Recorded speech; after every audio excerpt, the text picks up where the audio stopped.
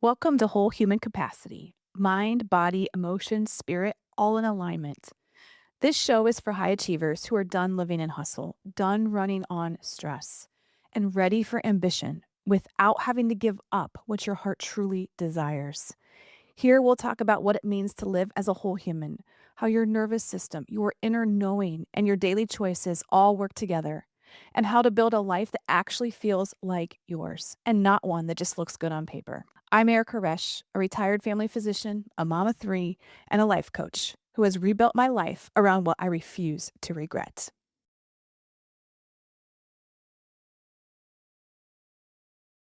Welcome. I'm excited to be here with you today. This is a concept and I guess you could say framework that I have been playing with and using for the past year and a half since the summer of 2024.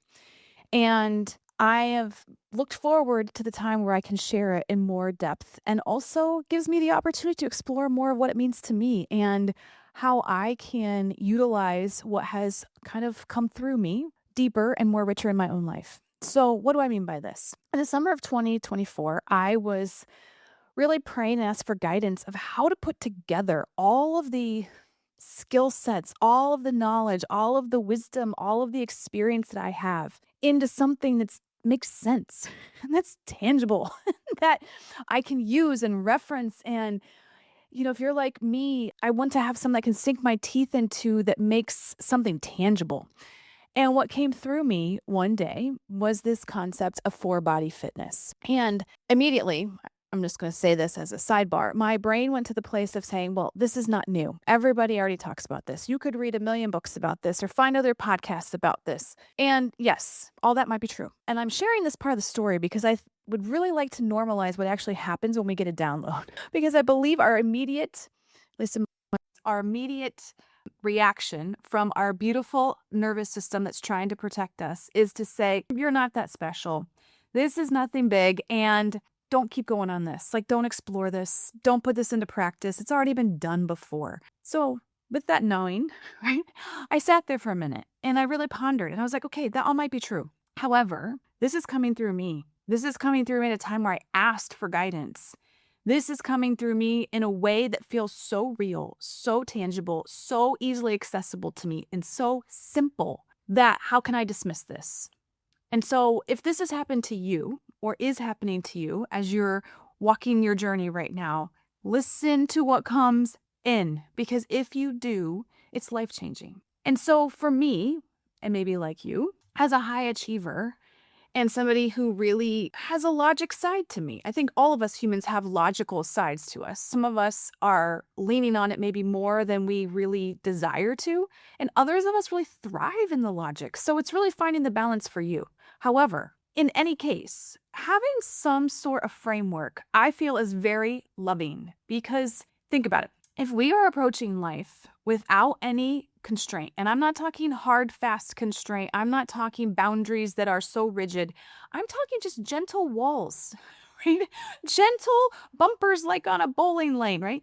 That just allow you to be like, this is the direction we're going, right? Let the body and the human part of us be like, okay, we're taken care of. We are swaddled, so to speak. If we don't do that, what I find happens is it's like we're living in like an abyss and our nervous system and our brain is on a heightened alert, which therefore takes a lot of our energy. A lot. It takes a lot of energy to be in survival mode and to be in fight or flight and to be constantly on the lookout for something and trying to figure something out and figure out which way is up or down. So when we can put loving constraint on something, it allows us to relax. It allows our bandwidth to increase for what we really desire to do, for our creativity, for what is coming through us, for being present with our family and our children. So, finding some sort of framework that works for you, I find is invaluable. And also giving yourself the grace that your frameworks might shift as you evolve and change. So today, I want to share a framework with you that came through me, like I said, in the summer of 2024 that I find has been instrumental for me. And I really love using this with the people I work with because it's something we can really sink our teeth into that's completely simple. It's not complicated. It's actually so simple that you're kind of like, is this too simple? And at the same time, in my experience, produces extremely potent results. When I follow a framework, I want to know that when I put energy in, I'm getting very potent energy out. It allows me to streamline my energy expenditure in a way that serves me at such a great capacity that I'm gaining energy as I'm moving through the process. That's why I found this is done. So let's talk about it. What is for body fitness, right? For body fitness to me is this intersection, this 0 point, this interplay of 4 bodies that I believe we all have, which is our physical body, our mental body, our emotional body, and our spiritual body. And in that intersection, in that interweaving, and almost like the layering, if you want to say it, we are able to generate, to live into, to walk our life from a very whole and expanded capacity because we are nurturing, caring for, addressing, taking care of all aspects of ourself, to me, with this framework. I find that for many people who meet me, and myself included always, but I go into this work all the time, but for sure, as I've shared in the previous episode in 2018, where I was kind of at a wall. I was at a place where I knew something was shifting and changing. To me, I had been supporting parts of these bodies, but not really looking at the bigger picture and asking like, okay, what would it be like for me to nourish my spiritual body? What do I need spiritually? What do I desire spiritually? What do I truly desire physically and for my physical body to feel like? And what does my physical body really crave and need right now? The same is true for our emotional body and our mental body. And what support do I want to bring into my world to nourish and nurture all aspects of me? Sometimes I think we're like, well, I'll nourish the doctor in me, and I'll nourish the, to me now, the entrepreneur in me, and the business quote unquote woman, and the mom and the wife. And all of that's not a bad framework to look at if that framework works for you. For me personally, that framework comes with a subconscious layer of previous definitions and a lot of mental hoops I've got to jump through to figure that all out. And those, to some degree, are all labels. They are all labels, and they are not the essence of me, Erica, who is created as this beautiful child of God here on this earth right now, who is more than just a mom, more than just a wife. And I'm not saying just, but sometimes we can fall into that way of thinking when we go by the labels. Now, like I said, if that type of framework serves you to nourish and nurture yourself, money. This is just another alternative on the table for you to explore if this kind of concept works for you. Like I said, for me, it's very efficient because I'm not having to do any mental jumping through hoops. I'm not having to peel off layers before getting down to what I really need to hear, see, and know from my inner knowing as I'm asking questions or as I'm going through something. So let's talk about the word fitness, right? Like part of me was like, fitness, where did fitness come from? Like, God, why are you giving me the word fitness? And I really sat with that. And I'd like to share for me what that word means. And also kind of going into, I've looked up the definition, the whole 9 yards, and really just put some context to it. So for me, fitness is like the ability to do something. It's the ability to tackle whatever comes your way. It's the ability to decide, I'm going to go do X, Y, and Z, and I have the fitness to go do that. So from a physical perspective, it might be, I desire to go climb this mountain, and I have the physical fitness to go do that. Or I can develop the physical fitness to be able to go do that. For someone like me, where experience is everything, which I think it is for all of us humans, but I do think some of us are wired in ways where experience really, really matters. Being fit allows you to truly experience the breadth and the robustness and the richness of life, which really means in some ways, if I flip the words around, what I'm really saying is you are not numb. You are not playing small. You are not minimizing. You are not constricting. You are not blocking both ends, I guess you could say, of the spectrum of emotion. You have not really turned yourself off to God, to the power greater than you that's here to help you, right? We've opened up the ability to receive when we are truly fit. And so I did look up the definition on the Webster's definition, and it obviously goes to the word fit. So then I looked up the word fit, and the word fit says to put into a condition of readiness. I was like, ooh, readiness, that's a good word. Like, that is the word. Like, in the sense that two sides of the same coin, meaning ready that when life hands you some tough stuff, life hands you a job loss, life hands you a death in the family, life hands you some sort of weather storm that may have destroyed your properties, anything, right? Life hands you your kids saying something to you that you didn't expect. Anything that goes against what you had thought life would be like, right? There's this place of having readiness, and readiness to the point where you can respond with ease, with grace, allow yourself to be human, allow yourself to feel all of the emotion that's there, right? And I'm speaking more from a readiness of, I guess you could label it the negative side of things, right? Where situations occur that are challenging. Then on the other side of the coin, right, is the readiness for the good, the readiness for the joy, the readiness for the expansion, the readiness for things that you have been dreaming about coming to fruition, the readiness for deep connection with those you love. And truthfully, in my experience, we are more well equipped. We have a greater fitness to handle the quote unquote negative than we do to handle the positive. So when we talk about fitness, in my world, I'm talking about developing the capacity, developing the skill, developing the self-trust, the ability to love myself no matter what, even when, right? Especially when things are really, really good. It is my experience that the human nervous system fears the vastness of the unknown, of the unexpected, of the surprise, way more than it fears anything that you can conjure in your head right now of something that you should be afraid of. And I know that might not make logical sense, but I have found it to be true. So really giving ourselves the space, right? The grace to develop into the human that is so full of capacity and inner inner sanctuary, right? And inner trust and inner knowing that we can do anything. That to me is the purpose and the beauty of this idea of four-body fitness, because it really involves you being able to have the capacity to perform certain tasks, right? Like if you want to do something physical, to be able to climb the mountains or to go beyond your current limit of what you thought was possible, to hold space for someone spiritually that you didn't even know that you had a connection with, right? That's huge. The other piece there is that when you approach things through this lens, it gives you the ability to have an understanding of yourself at such a deep level that you can always adapt to anything that comes in your path, right? Adapt to any guidance you're receiving that, hey, it's time to do this, or maybe this new thing is the best thing for you and it was never on your radar, right?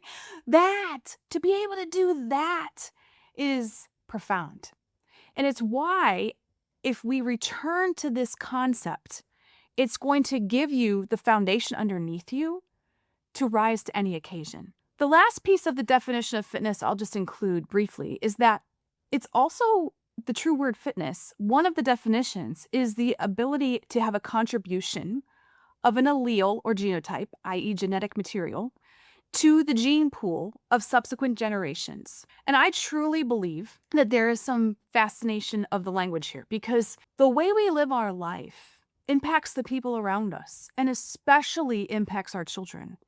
And we can live life as generations before us always have. And maybe there are characteristics of your generational lineage that you are like, this is a value system that is very important to me. However, there might also be aspects of that where you're kind of like, the buck stops here. Like, I'm the last one. We're changing this. Like, we are no longer carrying these money beliefs into future generations. We are no longer carrying the fear of X, Y, and Z into the future generations of my family line. Like, I'm putting my foot down.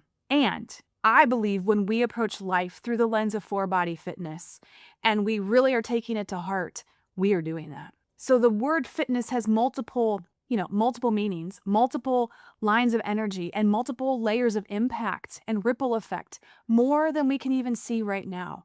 And as I say a lot to my clients, sometimes when we're here to do something that is really to impact a lot of people, most of the time we might not see the full ripple of our impact in this lifetime. And we need to be okay with that. And actually, I feel like that's like the privilege of a lifetime, to leave such an impact that the ripples keep going for generations. So when we talk about the four bodies, this framework can support us in a multitude of ways. And I want to give you some tangible ways to look at it. And in future episodes, I'm going to break down each of the bodies so we can go into them in more depth. This was kind of my overview just to plant the seed, and also to offer some of the mechanisms of how I actually tangibly like to use this concept, right? Okay, so now let's talk about how we can take this framework and we can use it in actual, tangible, practical ways to support us. So the first thing is, if we're kind of just looking at our weekend review or a snapshot in time, we can look at each of these four bodies and we can ask ourselves, there's a couple different ways to this. We can ask ourselves, okay, where am I with my physical body? Where am I with my emotional body, my mental body, my spiritual body, and get some feedback that way. I sometimes like to use the tactic where I actually ask that part of my body. So I say, hey, physical body, how are we doing today? What's going well? Where do you need support? Where do you need extra nourishment? And it's fascinating how you get answers back.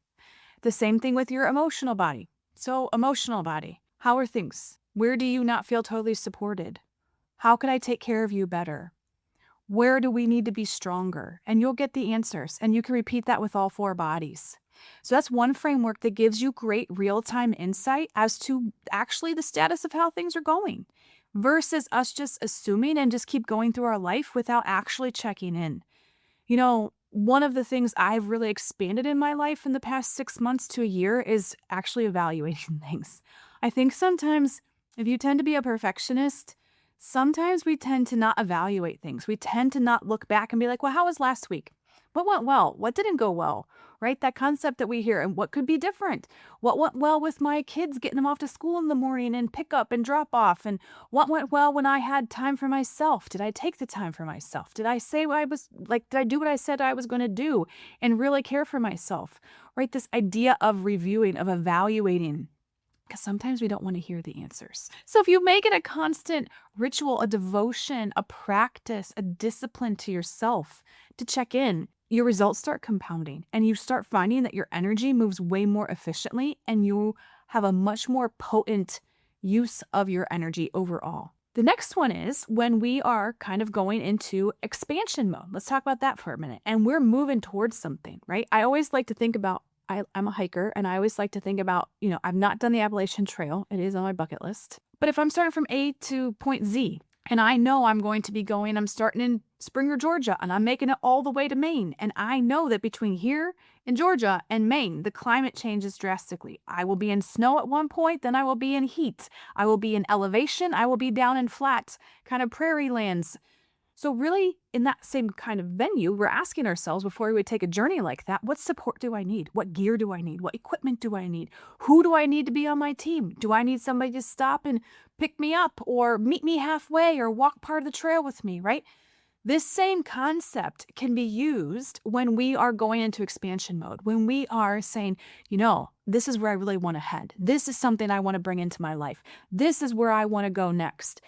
Okay, so then now we have a framework and we have that loving constraint instead of walking into the complete abyss and unknown, which can very much spin us out and take a lot of our energy. We instead say, okay, what will my physical body need? And we tap in. What will my emotional body need? What support does my mental body need? Who do I need on my team, right, to help support me mentally? What support will my spiritual body need? And a lot of times the answers to those questions are very diverse. But one piece I always like to ask in that kind of format is who? Who do I need on my team to be with me during this part of the journey? I think for a lot of us, we tend to, one of our defense strategies and production strategies was to isolate and to not ask for help and to not realize that we actually are tribal beings that produce more, that cover more ground, that enjoy the journey way more when there's other humans around. Now, that might not be 100% true for every person, depending on your wiring, but overall it is. And who do I need to help support me, right? This is where I love studying elite athletes and the level of devotion and introspection they have of who they've invited to be on their team, which coaches, which nutritionist, which chef, right? Who's helping them organize their travel. They take very exquisite care of themselves on so many aspects. So if you're looking for a model of kind of how to do this and inviting the who onto your team or into this framework, look at any of the elite athletes and see. They will give you a kind of a mini map to follow. The next way we can look at this framework is actually looking at it from the opposite coin. Meaning when we are what some people label as burnout, or when we feel we're in an energetic deficit where we're kind of in the hole, in the trenches, how do we get ourselves out? How do we come back to baseline? How do we restore? This can be the same way. Same type of questions, but asking, what does my physical body need to fully restore, to come back online 100%? What does my mental body need? What does my emotional body and my spiritual body need? And who, again? What is the support team around me that is giving me the love, the nurturance, the guidance, sometimes the tough love, right? To get me to where I really want to go. And the last way that I find this is very helpful as a framework is in problem solving. So for example, you are in like frustration about something, or you're spinning your wheels, or you can't understand why you keep going, but the same things happen over and over and over again. At some point, we have to kind of go inward and ask, all right, there's something here happening. What is it? And that's a very general statement. And sometimes you'll get a very specific answer to that. Sometimes we won't. But if we become more specific in our question and we go into each of these bodies, each of these arenas of our life, each of these arenas of our humanness, we get very clear answers and very clear definition of which way we need to move next, which is a very efficient use of our energy. Kind of the whole mantra of throwing, the idea like throwing spaghetti against the wall and see what sticks. Sometimes you do that creatively. But when you are really trying to figure out where your energy is being expended and you're not recouping that energy back, or what's blocking you from your dream or from what you really desire, or why does this pattern between my spouse or my kid happen over and over and over again like we are in a loop, right?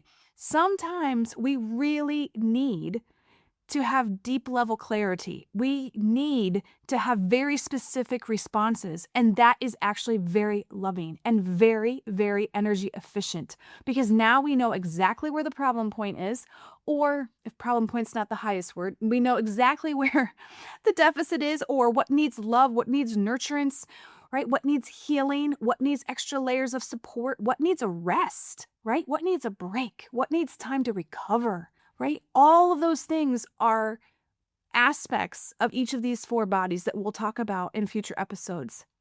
So today I'm hopeful I laid the foundational framework for you, of this foundational framework that has supported me and many, many of the people I work with, as a very simple yet potent and powerful tool to access our inner knowing and access the answers for us that are not for everybody else in the world, right? They are for us, and give us the guidance on how to move through our life, move to what we desire in a way that is very energetically efficient, which is kind of my jam, right? Why we expending energy on things and beliefs and tactics that aren't going to support us isn't always the most loving thing. Sometimes we need to experiment, but overall, if we can really tap in and get our coordinates on our personal life changes. Think about that. If you knew your coordinates very specifically on your own personal GPS of where you were being guided, of where you desire to go, what would change in your life? How would your days look? What would be different?